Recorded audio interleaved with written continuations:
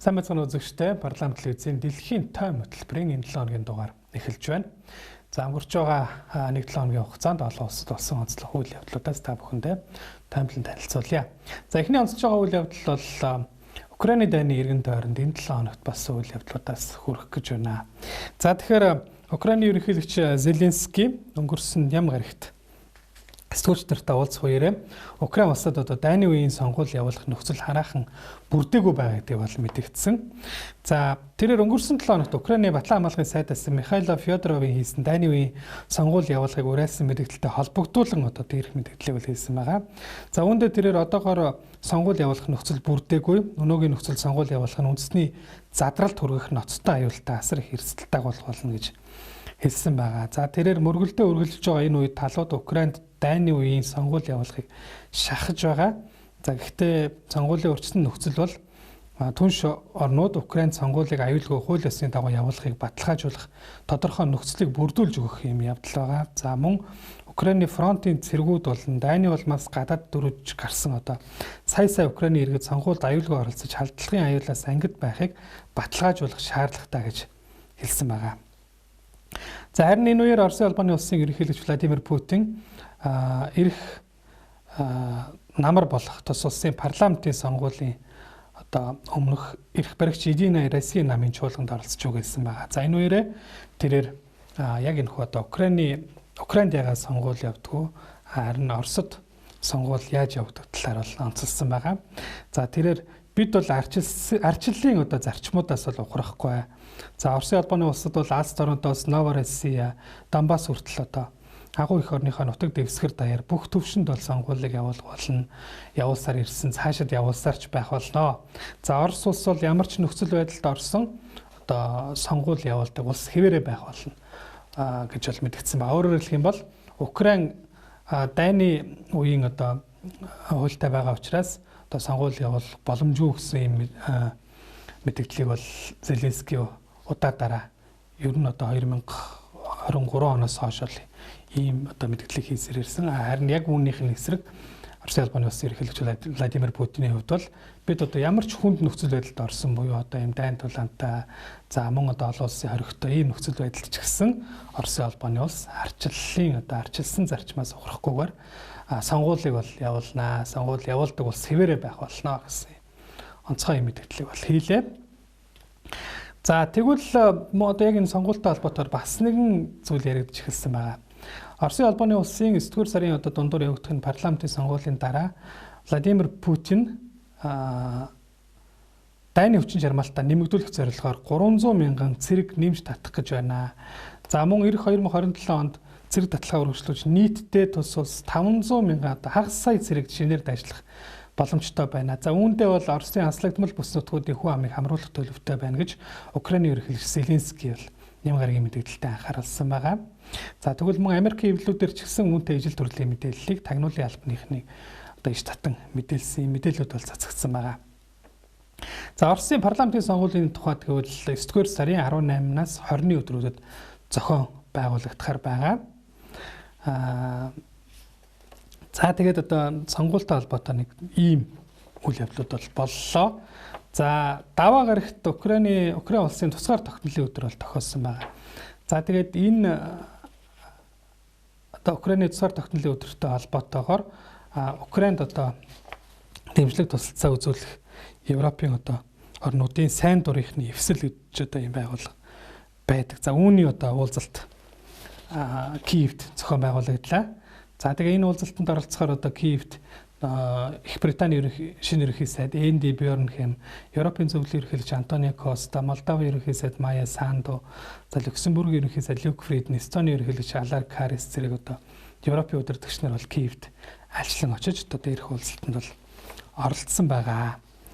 За бас нэгэн мэдээллийг Зеленский бол хийсэн байгаа. За тэрээр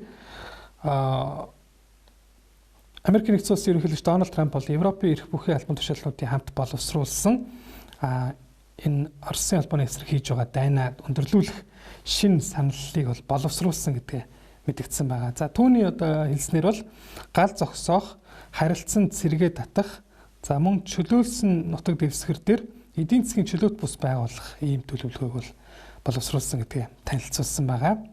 За өөрөөр хэлэх юм бол нэгдүгээрт одоо дайны галыг зогсооно, хоёрдугаарт хоёр тал хоёулаа буюу Орос, Украины тал бол хамтран ухарч цэргээ татна. За тэгээд одоо аль нэг талын удирдлагын дор байх энэ эдийн засгийн чөлөөт бус буюу одоо буфер зоныг бол байгуулнаа гэдгийг бол мэдэгдсэн байгаа. За тэгээд төлөвлөгөөний одоо дараагийн хэсэг нь бол Европын холбоо бол НАТОгоос өгөх аюулгүй байдлын баталгаа байх болно гэдэг ийм зүйлийг бол ярьсан байна. За тэгвэл Оросын албаны улсын эрх баригчдын зүгээс бол гал зогсоо саналыг бол удаа няцаасаар ирсэн байгаа. За ер нь бол Украины зэргийг Донбассаас бүрэн гаргах зэрэг одоо өөрсдийн болцлыг бол тавьж байгаа. За ер нь бол Орос Украины хэлэлцээний одоо хамгийн сүүлийн шатны уулзалт яриа хэлэлцээ бол энэ оны 2 дугаар сарын 17-наас 18-ны өдрүүдэд Америк нэгдсэн улсын одоо зочлолын дагуу Швейцарын Женев хотно болж байсан. За тэгээ үүнээс хойш бол одоо Америк Ираны одоо дайн буюу энэ ойрхон донуудад хямрал үүссний улмаас хоёр талын одоо хэлэлцээний явц бол зогсон байдалд ороод байгаа хэлээ. За түрүү хэлсэн одоо энэ Украинд дэмжлэг үзүүлэх сайн дурынхны эвслийн уулзалт Киевд болсон гэдэг. За тэгвэл энэ үеэр Их Британий ерөнхий сайд Энди Бёрнхэм Оросын талаас ирж байгаа одоо ноцтой сүрдүүлгүүдийг үл харгалзан Украинд үзүүлэх дэмжлэгээ үргэлжлүүлж Москвагийн эсрэг дарамтаар нэмэгдүүлнэ гэдгийг бол мэдэгдсэн байна. За мөн дээрээс нь Их Британи улс бол Украинд алсын тусгалт одоо Оросын албаны улсын гүнд цохилт үзүүлэх боломжтой одоо чадaltaй Storm Shadow хэмээх далавчид пуужинг үйлдвэрлэх нууц одоо үйлдвэрлэх технологийн талаарх нууц мэдээлэл өгөхөр болсон буюу одоо энэхүү пуужингийн технологид нэвтрэх эрхийг Украин улсад өгөхөр болсноо бол зарласан байгаа. За мөн энэхүү пуужинг хамтран бүтээсэн Франц улс бол өөрийн зүгээс үйлдвэрлэх зөвшөөрлийг хэдийнэ бол Украин улсад өгөөд байсан. За тэгвэл Оросын албаны улсын гадаад хэргийн яамны эвлэлүүлэгч Мария Захарова пүрэв гарагт одоо яг энэ үйл явдалтай холбоотой мэдээллийг бол хийсэн байгаа. Тэрээр ийм алхам хийснээрээ Их Британи, Франц улсууд бол галаар тоглож байна гэдгийг бол анхааруулсан байгаа. За хэрвээ Британд одоо үйлдвэрлэсэн буюу эсвэл энэ Британийн технологи бүхий пуужингаар Украины талаа Оросын нутаг дэвсгэрт одоо давтагч цохилт үзүүлсэн тохиолдолд Орос улс Украины дотор болон гаднах Британий цэргийн байд одоо давтлах боломжтой гэдэг бол Мария Захарова мэдээлэлтэй анхааруулсан байгаа. За мөн Украины одоо асуудал дээр хин дайсгансан байр сууриас татгалцахыг Их Британий эрх баригчдад бол уриалаад байгаа юм аа. За ийм үйл явдлууд бол одоо болоод байна.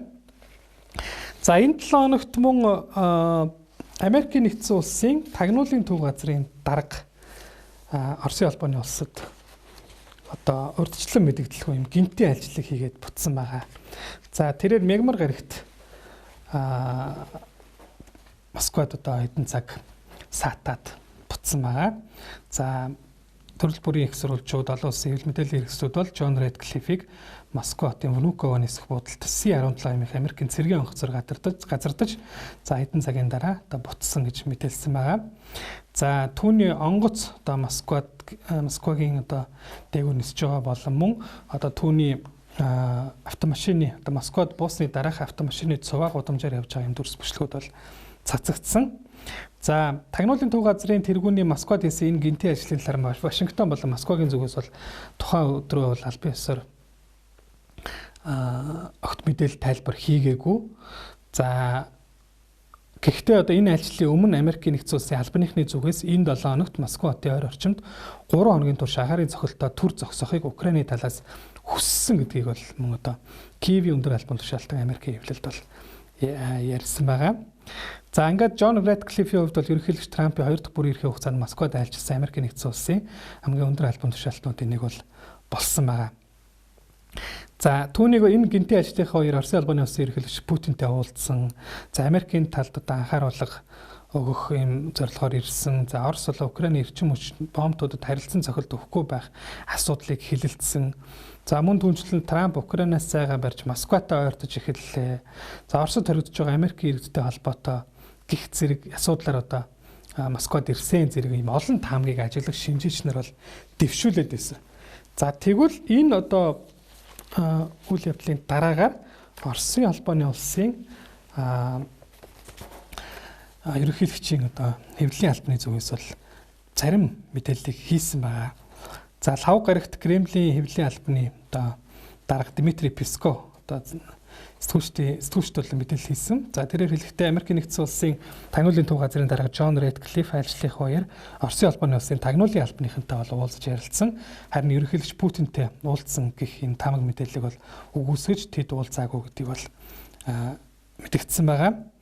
За мөн одоо Джон Рэдклиффийн айлчлалын үр дүнгийн талаар тэрээр Владимир Путинд мэдээлсэнийг бол баталсан. Харин хоёр талын тагнуулын албаныхны уулзалтын агуулгын талаар дэлгэрэнгүй мэдээлэл хийхээс бол Песков татгалцсан байгаа.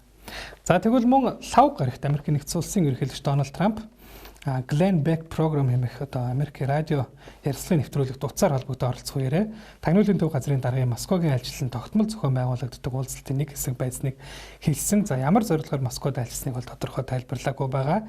За гэхдээ энэ альчлаас ямар нэг нааштай одоо үр дүн гарч магадгүй бид Орос Украины дайныг дуусгахын тулд маш шаргуу ажиллаж байна гэсэн ийм одоо зүйлийг бол ярьсан байгаа. За тэгвэл үүний дараагаар одоо мэдээллүүд дараагаасаа гарч эхэлсэн.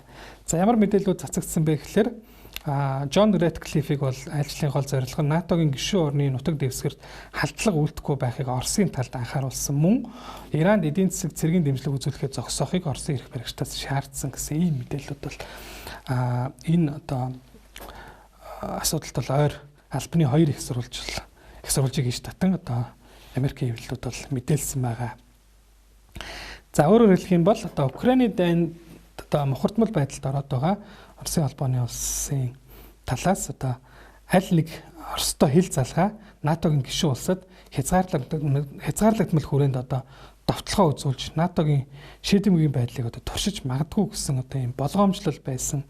За өөрөөр хэлэх юм бол одоо Балтийн тэнгисийн Эстон, Латви, Литв эсвэл одоо Польш улсын эсрэг Оросын зүгээс одоо цохилт үзүүлж болзошгүй гэсэн юм мэргэжлүүдийн анхааруулга байсан. За тэгвэл яг энэ асуудалтай холбоотойгоор одоо Рэдклифф Оросод айлчилж одоо энэ НАТОд халдахгүй байхын анхааруулгыг бол өгсөн гэсэн юм мэдээлэл бол цацагдаад байна. За тэгээд энэ бас юугаар баталгаажж байгаа вэ гэхээр Америкийн нэгдсэн улсын ерөнхийлөгч Дональд Трамп пүрэв гарагт цагаан ордонд одоо сэтгүүлчтэй уулзаж одоо тэдний асуултанд хариулах үеэрээ Оросын холбооны улс НАТОд халдахгүй гэж одоо мэдэгдсэн байгаа. За тэрээр одоо өөрийгөө одоо Путинтэй маш сайн яриа хэлцээ хийсэн гэдгийг дурдж за Оросын тал бол НАТОгийн нутаг дэвсгэрт халдахгүй гэж үзэж байгаагаа л одоо ийхүү мэдэгдсэн юм аа. За ингээд иймэрхүү үйл явдлууд бол одоо Орос Украины эргэн тойронд энэ 7 хоногт болоод байна. За ингээд дараагийн бидний онцолж байгаа үйл явдал бол энэ 7 хоногт Америкийн нэгдсэн улсын зүгээс Иран улсын эсрэг одоо авч хэрэгжүүлэх эдийн засгийн хориг арга хэмжээг одоо танилцуулсан явдлыг бид онцолж байна. За тэгэхээр Америкийн нэгдсэн улсын сангийн сайд Скотт Бессент даваа гарагт Ираны эсрэг эдийн засгийг одоо тусгаарлах шинэ арга хэмжээг зарлан танилцуулсан. Скотт Бессент хэвлэлийн баг хурлынхаа үеэр Америкийн нэгдсэн улсын энэ сарын 24-ний өдрөөс одоо эхлэн Иранд эдийн засгийн тусгаарлалт тогтоох шинэ ээлжийн хориг арга хэмжээг хэрэгжүүлж за Иранд үзүүлэх дарамт шахалтыг цаашид нэмэгдүүлэхээр болж байгааг бол зарласан. За тэрээр хэлэхдээ Америк Ираны олон улс дахь санхүүгийн харилцаанд хүчтэй зохилт өгч за Ираны засгийн газрын эдийн засгийн бүх амин судсыг таслан тус улсыг дэлхийгээс бүрэн тусгаарлах хүртэл дарамт үзүүлэх зорилготой байгаа гэдэг бол мэдгдсэн байна. За ингээд Америкийн нэгдсэн улс цаашдаа одоо 3 дахь улс орноор дамжуулан Иран улс худалдаа санхүүгийн үйл ажиллагаанд оролцох явдлыг бол хүлээн зөвшөөрөхгүй. За тэгээд холбогдох улс орнуудад бол мөн арга хэмжээ авна гэдгийг бол онцлсан байгаа. За тэгээд Ираны төлөө мөнгө угаах аливаа байгууллагыг долларын одоо системийн одоо энэ санхүүгийн тогтолцооноос бол хасна гэдгийг онцлсан байна. За албаны их сурвалжуудын мэдээлснээр бол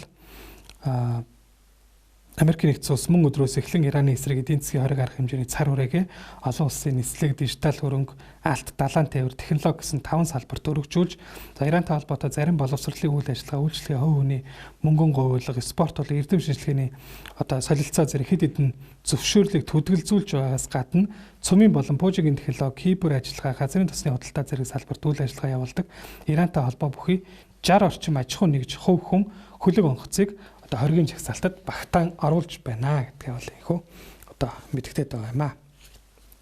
За Ирантай холбоотой бас нэг үйл явдал болсон байгаа. За Иран Оман улсууд Ормузын хоолойгоор дамжин өнгөрөх энэ усан замын хөдөлгөөнийг зохицуулах хэлэлцээгээ мигмар гарагт бол дахин сэргээсэн байна.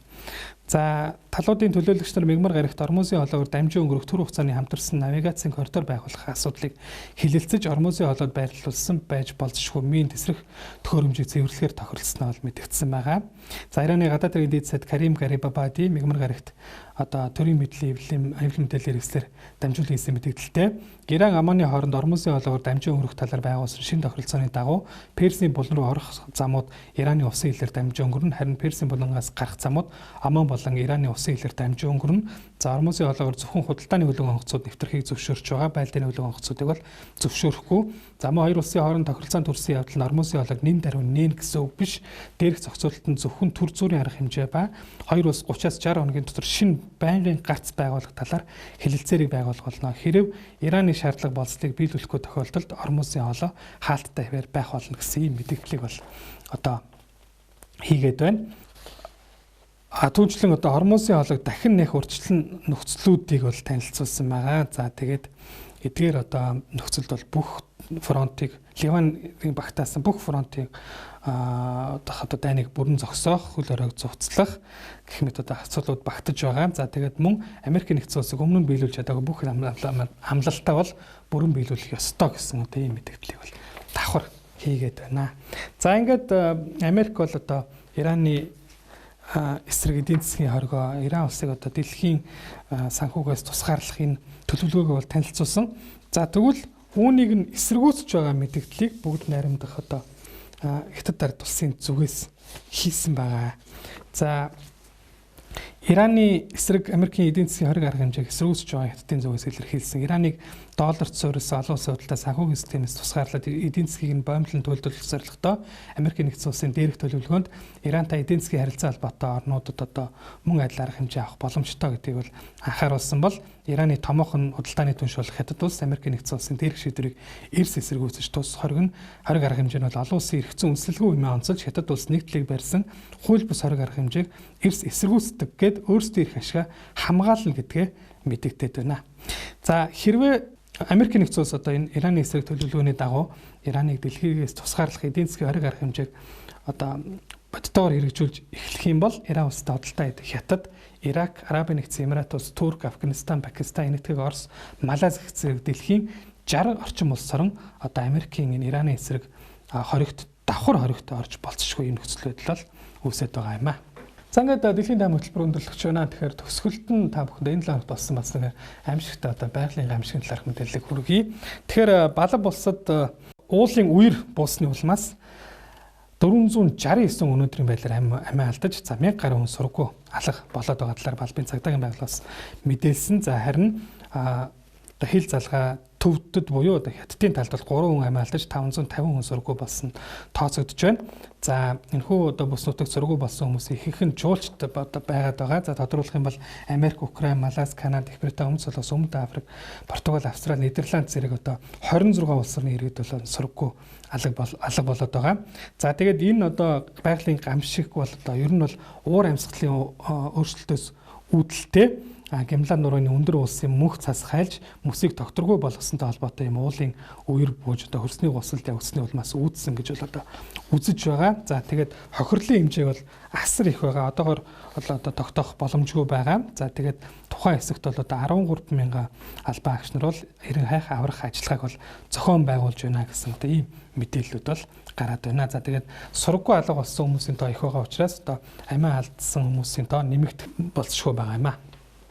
За үзэгч та бүхэнд дэлхийн даамын хөтөлбөрийн 7 хоногийн дугаарыг хүргэлээ анхаарлаа хандуулсан та бүхэнд баярлалаа.